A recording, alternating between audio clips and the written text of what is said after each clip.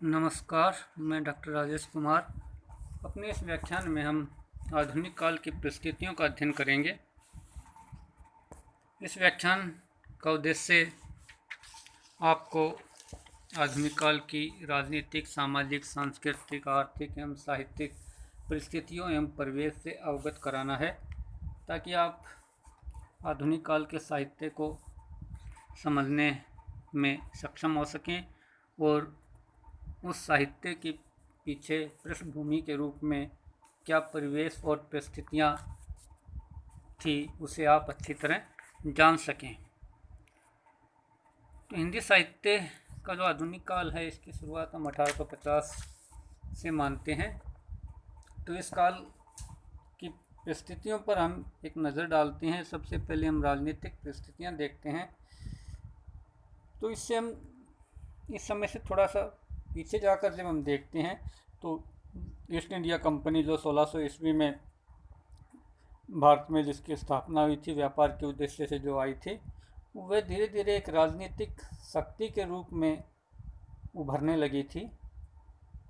और प्लासी के युद्ध और बक्सर के युद्ध, इन दो युद्धों के बाद उसकी जो राजनीतिक जो शक्ति थी वह बहुत अधिक बढ़ गई थी। इसके अतिरिक्त कंपनी के जो अधिकारी थे, उस समय के जो गवर्नर जनरल जो बनकर आते थे, उन्होंने ऐसी नीतियां अपनाई कि उन नीतियों के फलस्वरूप धीरे धीरे वे भारतीय रियासतों को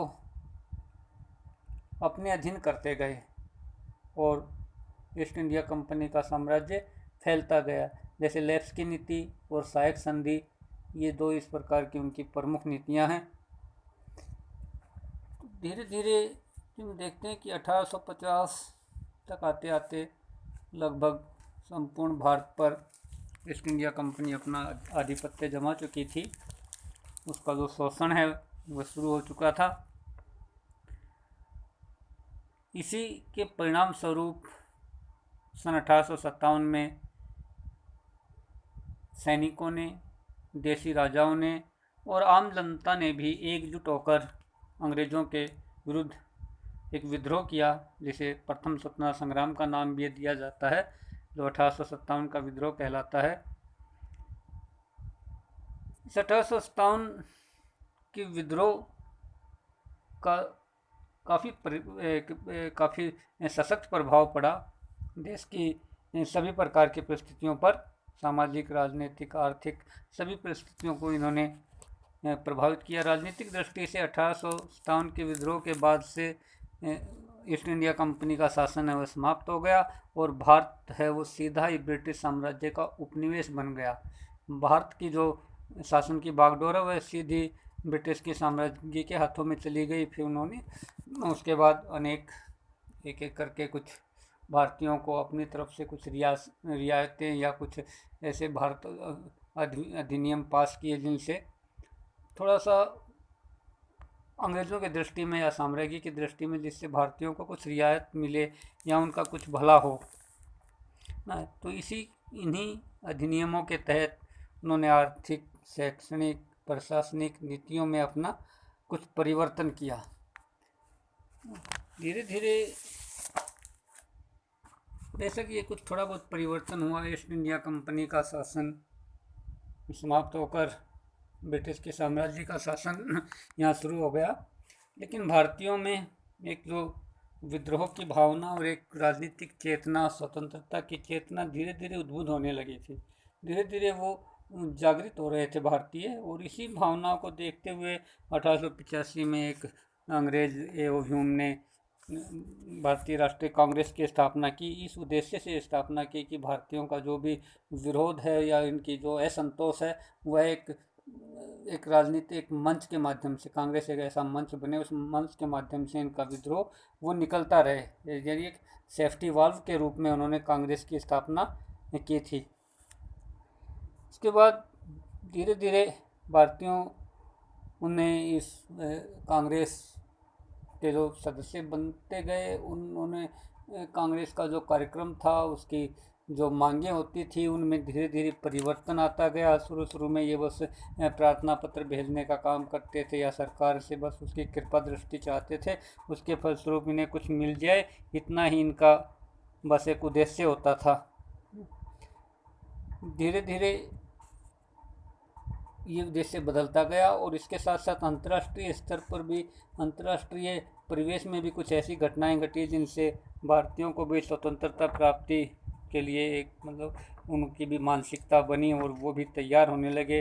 जैसे इटली का स्वतंत्रता युद्ध हुआ, आयरलैंड में होम रूल आंदोलन हुआ, फ्रांस की राज्य क्रांति हुआ, इन सब की विरोधी भावना के फलस्वरूप भारतीयों में भी अंग्रेजी शासन को समाप्त करने की इच्छा प्रकट होने लगी। तो इस प्रकार धीरे धीरे ये राजनीतिक चेतना के उद्बुद्ध होने का समय ये है 1900 के आसपास का। इसके बाद फिर 1905 में जो कांग्रेस ने की जो अब तक की जो नीति थी, केवल आवेदन दे देना या प्रार्थना पत्र भेज देना, उसका त्याग कर दिया और उन्होंने कांग्रेस ने घोषित कर दिया कि स्वराज्य हमारा ही उद्देश्य है, स्वराज्य हमारा जन्मसिद्ध अधिकार है, वो स्वराज्य ही अंग्रेजों स्वराज्य की मांग करेंगे। इसी समय आकर कांग्रेस के दो दल भी हो गए थे, गरम दल और नरम दल। लॉर्ड कर्जन ने 1905 में बंगाल विभाजन किया था, जिससे भारतीयों में और भी अधिक राष्ट्रीय चेतना की भावना उद्बुद्ध हुई और भारतीयों की एक प्रकार से आंखें ही खुल गई और वे अंग्रेज़ों की नीयत को स्पष्ट रूप से समझ गए। तो इसमें भारतीय राजनीति हम कह सकते हैं एक प्रकार से मानवतावाद पर आधारित थी। देश में असंतोष को शांत करने के लिए अंग्रेज शासकों ने समय समय पर, जैसे बताया है, वो एकाध कुछ शासन प्रणाली में सुधार भी किए। तो इसके बाद 1919 में उन्होंने पार्लियामेंटो सुधार कानून पास किया, मुसलमानों को अलग से प्रतिनिधित्व दिया, जिसके कारण हिंदू मुस्लिम एकता को ठेस पहुंची। ये उनका उद्देश्य भी था, फूट डालो राज्य करो की नीति, इसी के आधार पर उन्होंने अलग प्रतिनिधित्व मुसलमानों को दिया। इसके बाद 1926 में हिंदू मुस्लिमों में पुनः समझौता हुआ और श्रीमती एनी बेसेंट के प्रयत्न से कांग्रेस के दोनों दल एक दूसरे के करीब आए, उनमें एकता स्थापित हो गई। इसी बीच यूरोप में प्रथम महायुद्ध भी छिड़ गया था 1914 में। भारतीयों ने भी उसमें अंग्रेज़ों की सहायता की, यही सोचकर कि युद्ध की समाप्ति के बाद अंग्रेज कुछ रियासत हमें देंगे या हमें स्वराज्य देंगे। युद्ध की समाप्ति के बाद अंग्रेज़ों ने ऐसा कुछ नहीं किया। उन्होंने तो दिया तो क्या दिया, रॉलेट एक्ट दिया, जिससे प्रेस की स्वतंत्रता के अधिकार छीन लिए, भारतीय जनता की अभिव्यक्ति के अधिकार, स्वतंत्रता का अधिकार एक प्रकार से छीन ही लिया। तो इस प्रकार का ये 1919 तक का राजनीतिक परिदृश्य है। इसके बाद इस परिदृश्य में महात्मा गांधी जी का प्रवेश होता है और 1920 में तिलक का भी देहावसान हो जाता है। गांधी जी के हाथों में फिर पूरी तरह से ये जो स्वतंत्रता संग्राम या जो राष्ट्रीय चेतना जो उद्बुद्ध हो रही थी उसे एक दिशा देने का जो पूरा उत्तरदायित्व महात्मा गांधी जी पर आ गया। तो इसे हम राष्ट्रीय चेतना और राजनीतिक चेतना के उत्थान का अगला एक चरण कह सकते हैं। गांधी जी ने अहिंसा को इस स्वतंत्रता प्राप्ति का लक्ष्य बनाया और उसी के आधार पर उन्होंने असहयोग आंदोलन शुरू किया और उसके साथ साथ गांव के उद्धार पर भी उन्होंने जोर दिया। ग्राम सुधार की भावना उन्होंने बहुत अधिक उसका प्रचार प्रसार किया। गांधी जी ने वैसे अपनी शक्ति हो रचनात्मक कार्यों में लगाते रहे अपनी शक्ति को। राजनीतिक और अन्य प्रकार के विचार हैं वे भी बुद्धिजीवी वर्ग में देशभक्ति की भावना उनमें जागृत होने लगी। धीरे धीरे कांग्रेस पार्टी ने भारत के लिए औपनिवेशिक स्वराज्य के स्थान पर पूर्ण स्वराज्य की मांग अपना ली। उन्होंने अपना उद्देश्य ही बना लिया कि हमने पूर्ण स्वराज्य हमें प्राप्त करना है। कांग्रेस के राजनीतिक कार्यों से जनता में भी धीरे धीरे राष्ट्रीय चेतना, राष्ट्रीय भावना का विकास होता रहा। असहयोग आंदोलन और जिसमें विदेशी माल का बहिष्कार, इस तरह की चीज़ें अपनाई गई। गांधी जी ने स्वतंत्रता संग्राम में एक प्रकार से वो उनके जो मानवीय मूल्य थे उनका बहुत अधिक उन्होंने उस समय भी ध्यान रखा। यानी अहिंसा है, सत्याग्रह है, राजनीतिक समानता है, अछूतोद्वार है, हिंदू मुस्लिम एकता है, ग्राम उद्धार है, धार्मिक समन्वय की बात है, इसके साथ साथ जमींदारी प्रथा का उन्मूलन। ये कुछ ऐसे जो तत्व हैं जो गांधी जी के आंदोलन के साथ साथ चलते रहे हैं। इसी युग में टैगोर, रविंद्रनाथ टैगोर, उन्होंने भी मानवतावाद का प्रचार प्रसार अपने साहित्य द्वारा किया। अंतर्राष्ट्रीयता, विश्व संस्कृति, आध्यात्मिकता, इन सब का प्रचार प्रसार टैगोर जी ने किया। तो इस काल में हम देखते हैं कि गांधी और टैगोर का काफ़ी योगदान और काफ़ी उनके विचारों का, उनके विचारधारा का काफ़ी प्रभाव जनमानस पर रहा। इसके बाद अगला चरण हम कह सकते हैं राजनीतिक परिवेश में कि वो द्वितीय विश्व युद्ध से शुरू होता है। इसमें स्वतंत्रता संग्राम अपने पूरे जोश पर पहुंच गया, पूरे चरम पर पहुंच गया था और दूसरे राष्ट्र भी भारतीय स्वतंत्रता का समर्थन करने लगे। द्वितीय महायुद्ध या विश्व युद्ध जो था, उसकी समाप्ति होने पर पूर्ण स्वतंत्रता मिलने की आशा देशवासियों को थी ना। धीरे धीरे इसमें जनता भी धीरे धीरे असंतुष्ट हो रही थी, क्योंकि पूंजीवाद सारे संसार में फैल रहा था, तो उससे भी जनता में असंतुष्टि की भावना थी। स्वतंत्रता आंदोलन के फलस्वरूप काफ़ी बदलाव आ चुके थे। तो अब धीरे धीरे राजनीतिक परिस्थितियाँ बदल रही थी। स्वतंत्रता पाने के लिए हिंदू मुसलमानों ने भी कुछ समझौते किए आपस में भी। 1945 में ब्रिटेन में उदारवादी दल की सरकार बनी और उदारवादी दल को भारतीय स्वतंत्रता के प्रति एक सहानुभूति का दृष्टिकोण था उनमें। तो धीरे धीरे भौतिकता के विकास के साथ देश के जीवन में भी सुस्तता आ गई और इस काल में राजनीतिक चेतना एक अति महत्वपूर्ण तथ्य वो है समाजवादी विचारधारा, जो राजनीतिक चेतना के साथ साथ जिसका विकास हुआ। समाजवादी विचारधारा का भी विकास हुआ क्योंकि पूंजीवाद के कारण वर्ग संघर्ष बढ़ रहा था। तो इसका मुख्य कारण स्वतंत्रता आंदोलन के लिए विशेषकर राजनीतिक अन्यायों का विरोध करने के लिए भी अपनाए गए ये जो सत्याग्रह आदि जो हथियार थे, हड़ताल या बायकॉट या असहयोग जैसे थे, इन सब से मजदूर और कृषक वर्ग भी जागृत हुआ, उसमें भी राजनीतिक चेतना भी उसमें व्याप्त हुई।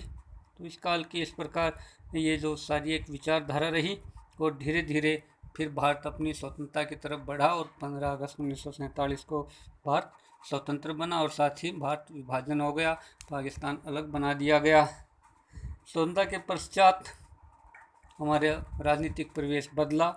अब क्योंकि लोकतांत्रिक सरकार बन गई थी, राजनीतिक जो विद्रोह था वो समाप्त हो गया था। अब देश का पुनर्विकास करना था, पुनर्निर्माण करना था।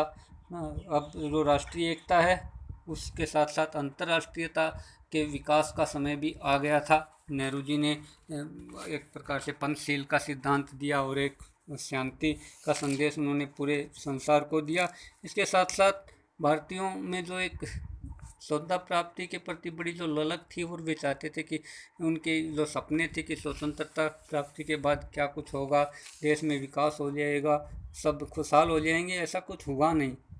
क्योंकि कहा जाता है कि गोरे अंग्रेज चले गए तो भारतीय ही काले अंग्रेज़ों के रूप में वो ही राजनीति और पूरी व्यवस्था पर वो छा गए और उन्होंने भी वैसा ही शोषण उन्होंने जारी रखा और निम्न वर्ग उसी प्रकार से शोषित रहा। तो धीरे धीरे फिर भारतीयों में एक असंतोष की भावना या जिसे मोह भंग की भावना कहते हैं, वो धीरे धीरे उनमें होने लगी और इस प्रकार का ये सारा परिवेश इस समय का है 1850 से लेकर और 1950 या उसके आगे तक का भी एक इसमें पूरी राजनीतिक परिस्थितियाँ और राजनीतिक परिवेश आ जाता है। इसके बाद हम सामाजिक परिस्थितियाँ देखते हैं कि इस समय के समाज में किस प्रकार क्या क्या जो मुख्य तत्व हैं कि इस समय सामाजिक परिवेश भी कोई अच्छा नहीं था, परिस्थितियाँ अनुकूल नहीं थी। भारतीय समाज प्रारंभ से ही अनेक रूढ़ियों में, अनेक अंधविश्वासों में, कुप्रथाओं में घिरा रहा है। वो इस समय भी था, आधुनिक काल में भी था। विधवा विवाह अब तक भी नहीं होते थे, हालांकि अनेक समाज सुधारकों ने उनकी मांग की थी। धीरे धीरे वो होने लग गए, लेकिन ये बहुत आधुनिक काल के का जो शुरू का जो समय है उस समय विधवा विवाह पर भी पूरी तरह से सामाजिक पाबंदी थी। स्त्रियों को भी कोई शिक्षा की सुविधा नहीं थी। सती प्रथा, जौहर प्रथा, बाल हत्या, नर बलि जैसी घटनाएं होती रहती थी। उतनी तो नहीं, लेकिन होती थी। वस्तुतः ये जो समय था, इस समय हम देखते हैं कि जो स्त्री है और जो गरीब तबका है, उनकी स्थिति, उनकी हालत है वो बड़ी दयनीय थी। अब तक भी स्त्री को या निचले तबके के लोगों को समाज में उचित सम्मान नहीं दिया जाता था। अस्पृश्यता की भावना बहुत बड़ी प्रबल थी। ईसाई धर्म प्रचारक थे, वे निम्न जाति के लोगों को ईसाई बनाने में लगे हुए थे, उनका धर्मांतरण कर देते थे। तो फिर धीरे धीरे इस समय अनेक इस प्रकार के समाज सुधार के आंदोलन भी हुए, जिन्हें हम धार्मिक आंदोलन, सामाजिक धार्मिक आंदोलन भी कह सकते हैं। राजा राम मोहन राय ने सामाजिक सुधारों के लिए ब्रह्म समाज की स्थापना की। 1828 में नारी शिक्षा और विधवा पुनर्विवाह पर उन्होंने बहुत अधिक बल दिया। इसके बाद प्रार्थना समाज की स्थापना की गई। 1863 में स्वामी विवेकानंद ने रामकृष्ण मिशन की स्थापना की और स्वामी दयानंद सरस्वती ने आर्य समाज की स्थापना की। तो इन सभी सामाजिक धार्मिक आंदोलन या ये जो संस्थाएं थी, इन्होंने समाज में की बुराइयों को दूर करने और एक प्रकार से समाज, एक स्वस्थ समाज के निर्माण की दिशा में ये प्रयत्नशील थी। इसके साथ साथ इन नेताओं ने, ये जो सामाजिक धार्मिक जो सुधारक हुए, इन्होंने राष्ट्रीय भावना के साथ साथ राष्ट्रभाषा हिंदी के प्रति भी लोगों को जागरूक किया। श्रीमती एनी बेसेंट ने थियोसॉफिकल सोसाइटी की स्थापना की। रामकृष्ण परमहंस जो विवेकानंद के गुरु थे, उन्होंने भी समाज सुधार और राष्ट्रीय भावना को जागृत करने का प्रयास किया। महर्षि अरविंद ने भी मानवतावाद की स्थापना पर बल दिया। और इस प्रकार आधुनिक काल में एक प्रकार से धर्म और दर्शन की एक नई व्याख्या प्रस्तुत की इन समाज सुधारकों ने। इसके फलस्वरूप समाज में जो बुराइयां थी, जो रूढ़ियां थी, जो अंधविश्वास थे, वो उसकी जो निस्सारता है, उसके जो बुरे परिणाम हैं, वो लोगों के सामने आए। और धीरे धीरे एक उद्धार की भावना, दलित उद्धार कह सकते हैं या नारी उद्धार कह सकते हैं, उसकी भावना समाज में जागृत हुई और नारी शिक्षा आदि पर भी बल दिया जाने लगा। इसके बाद हम देखते हैं कि सांस्कृतिक दृष्टि से इस समय की क्या स्थिति थी। तो ये जो परिवेश है, जब से ब्रिटिश भारत में सत्तारूढ़ हुए थे, तब से ही धीरे धीरे भारत और यूरोपीय संस्कृति में संघर्ष होने लगा था। इससे पहले मुस्लिम तो भारत में समाये गए थे, मुस्लिम संस्कृति तो भारतीय संस्कृति से मिलकर एक में हो गई थी, समन्वय हो गया था उनका तो। लेकिन ब्रिटिश आने के बाद जो पाश्चात्य संस्कृति है, उसका भी आगमन हुआ और उसमें और भारतीय संस्कृति में एक प्रकार से संघर्ष भी हुआ। भारतीय संस्कृति ने सर्वोपरि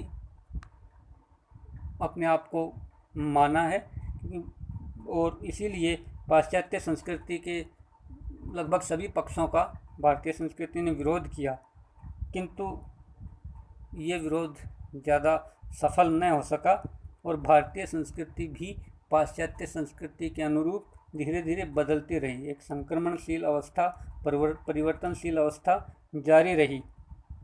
आध्यात्मिकता के क्षेत्र में हमने अपने आप को बड़ा समृद्ध माना है, परंतु अन्य जो विषय हैं, इतिहास है, राजनीति विज्ञान है या अर्थनीति है ना, इसकी पहचान के लिए या इस क्षेत्र में उन्नति के लिए पाश्चात्य जगत से बहुत कुछ भारतीय संस्कृति ने भी ग्रहण किया। इस प्रकार सांस्कृतिक संघर्ष का ये परिणाम हुआ कि भारतीय सामंतीय संस्कृति धीरे धीरे समाप्त होने लगी और औद्योगिक पूंजीवादी व्यवस्था अब स्थापित हो गई। यानी सामंती इस संस्कृति की जगह पूंजीवादी व्यवस्था का प्रारंभ हो गया और इसी के साथ साथ राष्ट्रीयता को बढ़ावा भी मिला। मानवतावाद का भी उदय हुआ, साम्राज्यवाद का विरोध होने लगा और सांस्कृतिक जागरण की दृष्टि से हम इस युग को पुनर्जागरण का एक प्रकार से युग कह सकते हैं। बड़ा महत्वपूर्ण युग है ये, क्योंकि हमने पिछली सामाजिक परिस्थितियों में पढ़ा कि इस काल में जो समाज सुधारक हुए, राजा राम मोहन राय, स्वामी विवेकानंद, एनी बेसेंट, स्वामी दयानंद सरस्वती, इनके योगदान से ये एक प्रकार से सांस्कृतिक जागरण का युग हुआ है। अतीत के माध्यम से हमने अपने अतीत पर दृष्टि डालकर वर्तमान की समस्याओं को भी देखा और उनकी भी व्याख्या की, उनके भी मूल कारण समझने का प्रयत्न इस समय किया जाने लगा। और ये सांस्कृतिक चेतना है, ये साहित्य में भी ढलने लगी। युगीन साहित्य, युगीन भाषा, युगीन अन्य कलाएं, चित्रकला, संगीत कला आदि भी धीरे धीरे वो परिवर्तित हुई, प्रभावित हुई। इस युग में अनेक जो भारतीय कलाएं थी उनका भी धीरे धीरे, क्योंकि अंग्रेज़ों ने उन्हें ज़्यादा प्रश्रय नहीं दिया, तो उनका भी प्रभाव हुआ। कुछ कलाओं का भी, हिंदी भाषा और साहित्य को भी एक प्रकार से हम कह सकते हैं, कुछ ऐसे साहित्यकार इस युग में आए जिन्होंने हिंदी भाषा और साहित्य को एक नई दिशा दी। बल्कि हम साहित्यिक परिस्थितियों में उसे और विस्तार से पढ़ सकते हैं। धीरे धीरे जो छापाखाना मुद्रण कला है उसका भी विकास हुआ और इसीलिए साहित्य तेजी से बढ़ा। राष्ट्रीय चेतना से भरपूर साहित्य भी रचा गया इस काल में। हिंदी भाषा है वो जन समूह में काफ़ी प्रचलित हुई। वो अपनी बोलियों के कारण वो संपर्क भाषा और फिर खड़ी बोली के रूप में धीरे धीरे वो प्रतिष्ठित होने लगी। उर्दू के स्थान में, उर्दू की जो फारसी लिपि थी, उर्दू के स्थान पर नागरी लिपि, खड़ी बोली हिंदी की लिपि वो हुई। इस प्रकार आधुनिक युग का जो सांस्कृतिक परिवेश है उसमें हम देखते हैं कि साहित्यकार हैं, कलाकार हैं, चित्रकार हैं, ये सब काफ़ी प्रभावित हुए इस सांस्कृतिक संक्रमण या सांस्कृतिक परिवर्तनशीलता से। साहित्य की विभिन्न विधाएं और भाषा की एक रूपता और विभिन्न प्रकार की शैली और माध्यम इसमें उभर कर आए। इस काल में पत्रकारिता का भी विकास हुआ और गद्य लेखन का भी विकास इस समय हुआ। इसके बाद हम देखते हैं आर्थिक परिस्थितियाँ, कि भारत कभी कहते हैं प्राचीन समय में सोने की चिड़िया कहा जाता था, लेकिन धीरे धीरे विदेशियों के आधिपत्य में भारत धीरे धीरे वो आर्थिक दृष्टि से उसकी जो है एक प्रकार से जर्जर होता गया। आर्थिक हालत है उसकी वो दिन प्रतिदिन बिगड़ती गई। अब क्योंकि हम देखते हैं कि आधुनिक काल की शुरुआत लगभग 1850 से होती है। 1857 में पहला स्वतंत्रता संग्राम लड़ा जाता है जिसमें भारतीयों की पराजय हुई थी और उस पराजय के कारण अंग्रेज़ों की जो पकड़ है वो भारत पर और अधिक मजबूत हो गई थी। अब वे भारतीयों का सभी पर शोषण करने लगे और मुख्य जो शोषण था वो था आर्थिक शोषण। आर्थिक शोषण करने के लिए अंग्रेज़ों ने सबसे पहले भारत के जो देसी जो उद्योग धंधे थे उन्हें नष्ट करना शुरू कर दिया। अब भारत वो अंग्रेज़ों के लिए एक बड़ा बाजार बनने लगा। यहाँ से कच्चा माल वो ब्रिटिश भेजते और ब्रिटिश के कारखानों में, ब्रिटानिका के कारखानों में माल बनता और यहाँ वो भारतीय बाज़ारों में बिकता था। इसलिए अंग्रेज़ों के लिए भारत है वो एक बाज़ार बन गया, बड़ा बाज़ार। ये सभी प्रकार का कच्चा माल ले जाते और तैयार माल यहाँ महंगे दामों पर बेचते थे। तो इस प्रकार भारतीय जनता का आर्थिक रूप से दिन प्रतिदिन शोषण होता गया। अनेक इस समय के साहित्यकारों ने इस बात को उठाया है। वे कहते हैं कि अंग्रेज राज सुख साज सजे सब भारी, पै धन विदेश चली जात ये अति ख्वारी। यानी वैसे तो वो भारतीय युग के जो साहित्यकार हैं महारानी विक्टोरिया के साम्राज्य को अच्छा बताते हैं कि उसमें सब सुख साज हैं, लेकिन दुख है तो ये है कि भारत का जो धन है वो विदेश जा रहा है। इस बात से वो साहित्यकार बड़े दुखी थे। दूसरी ओर इस समय यूरोप में भी औद्योगिक क्रांति हुई थी, इसका प्रभाव भारत पर पड़ा ना। उद्योग जो कुटीर उद्योग धंधे थे वो चौपट हो गए थे, लेकिन अब धीरे धीरे पाश्चात्य पद्धति के कुछ नए उद्योग धंधे भी यहाँ शुरू हुए। भारत को अब तक कृषि प्रधान देश माना जाता था, लेकिन अंग्रेज़ों ने किसानों की या कृषि की उन्नति के लिए कोई ठोस कदम नहीं उठाए। इसी कारण किसान मजदूर जो ये खेती जो मजदूर होते हैं, खेती से जुड़े लोग, उनकी हालत दिन प्रतिदिन बिगड़ती गई। लोग खेती बाड़ी को छोड़कर शहरों में रोजगार की तलाश में जाने लगे। जमींदारी प्रथा, पूंजीवादी व्यवस्था के कारण ये शोषण और भी अधिक हो गया। किसानों और मजदूरों का शोषण, दूसरी तरफ साहूकारों का भी शोषण था, सामंतीय व्यवस्था में ना जमींदारों का भी शोषण था। इस प्रकार ये सभी गरीब मजदूर और किसानों का ही शोषण करते थे, चाहे वे साहूकार हों चाहे वे जमींदार हों। मुंशी प्रेमचंद के उपन्यासों में आप ये स्थिति बिल्कुल साक्षात इस स्थिति के दर्शन कर सकते हैं। इस प्रकार जो स्वतंत्रता आंदोलन चल रहा था उसमें के साथ साथ देश में आर्थिक स्वतंत्रता की मांग भी जोर पकड़ने लगी कि आर्थिक रूप से भी स्वतंत्र होना चाहिए आदमी। लेकिन ये दुर्भाग्य है कि हम आज तक आर्थिक रूप से स्वतंत्र नहीं हो सके। राजनीतिक दृष्टि से बेशक 70-75 साल पहले हम स्वतंत्र हो गए थे, लेकिन शायद किसी भी सरकार ने आगे आने वाली स्वतंत्रता के बाद भी जो सरकारें आई उन्होंने काफ़ी योजनाएं बनाई। काफ़ी हरित क्रांति है, श्वेत क्रांति है, इस प्रकार से अनाज बढ़ाने की, दुग्ध आदि का उत्पादन बढ़ाने की, औद्योगिक क्रांति के द्वारा उद्योगों के विकास की, यानी हर प्रकार की योजनाएं तो बनी, लेकिन वो जो अपेक्षित एक आर्थिक स्तर पर जो उन्नति होनी थी वो शायद अब तक नहीं हो पाई। इसके बाद हम साहित्यिक परिवेश या साहित्यिक परिस्थितियों पर भी एक थोड़ी सी नज़र और डाल लेते हैं, क्योंकि इस काल से पहले जो काल है, रीतिकाल है, उसमें श्रृंगारिक कविता होती रही है। भाषा की दृष्टि से, भाव की दृष्टि से, शैली की दृष्टि से ये जो रीतिकाल का साहित्य है ये बिल्कुल रूढ़ हो गया था। एक बंधी परिपाटी पर साहित्य रीतिकाल में लिखा जाने लगा था।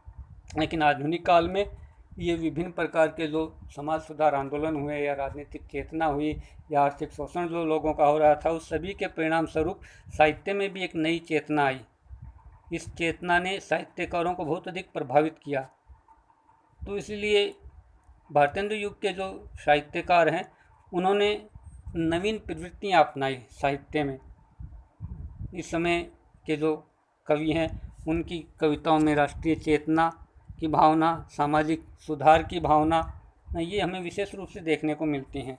इसके साथ साथ गद्य लेखन का बहुत अधिक विकास हुआ, यानी कहानी है, कवि निबंध है, उपन्यास है, नाटक हैं, इन विधाओं का बहुत अधिक इस काल में, यानी 1850 के बाद धीरे धीरे बहुत अधिक इनका उद्भव भी हुआ कई विधाओं का, और फिर इनका 20वीं शताब्दी में पूरी तरह से विकास भी हुआ।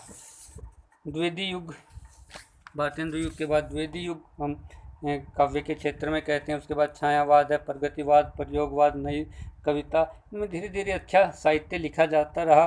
धीरे धीरे हिंदी साहित्य में राजनीतिक, सामाजिक, राष्ट्रीय, अंतर्राष्ट्रीय सभी प्रकार की प्रवृत्तियाँ वो विकसित होने लगी।